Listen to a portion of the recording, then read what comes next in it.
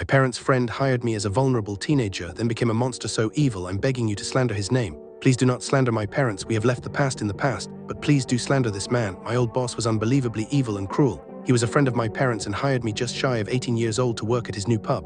At the time, I was a pretty big failure, no job, no qualifications. If I wasn't in my room doing absolutely nothing, I was out with my friends doing God only knows what.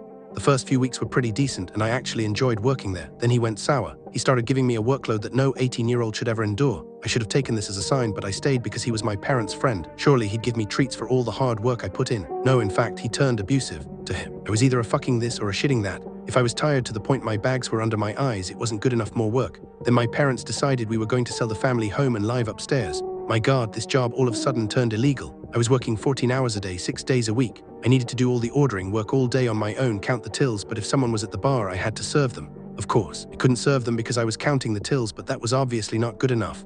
Then a delivery would arrive, but I still needed to serve the customers, so I'd have to juggle the tills, the delivery, the massive queue at the bar, and the food that needed to be run out. Oh, and he'd pop in to help me, no, to steal my tips and swear at me in the back. Fantastic. Anyway, cut a long story short, I quit. He kicked me out, told me I'd be nothing without him, and ruined my relationship with my parents. He didn't pay me my remaining salary of exactly £1, 965.30. I tried to sue him but was told it was a civil matter. I was homeless for months, sofa surfing or sleeping in bus stops. Eventually I found a new, better job, got promoted to manager within a year, bought a house and bought a car. He, on the other hand, all of a sudden lost his business, and my parents had to move somewhere else and work somewhere else. He disappeared off the face of the earth. I meanwhile had a cup of tea. Today I saw him for the first time since I walked out of that building, and my God, he looks awful. I've never seen such a terrible car crash involving no car in my life. He approached me, trying to hug me like he was my own father. That violation was worse than the time a guy grabbed my crotch. I proceeded to try and get on with my blessed day that had been tainted by this demon. Obviously, he wanted to ruin my day more by chattering nonsense in my ear. My life has gone downhill. Downhill is an understatement. You plummeted off a mountain.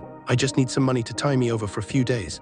Oh, so like when I needed money to tie me over while I was either sofa surfing or sleeping in a bus stop. Today was the day I was going to change his life. No, not by giving him change. Giving money is wrong, like he taught me all those years ago. I told him that whatever hole he came from, he should go back in it. I told him he said I could never turn a new leaf, yet I managed to turn the tables on us.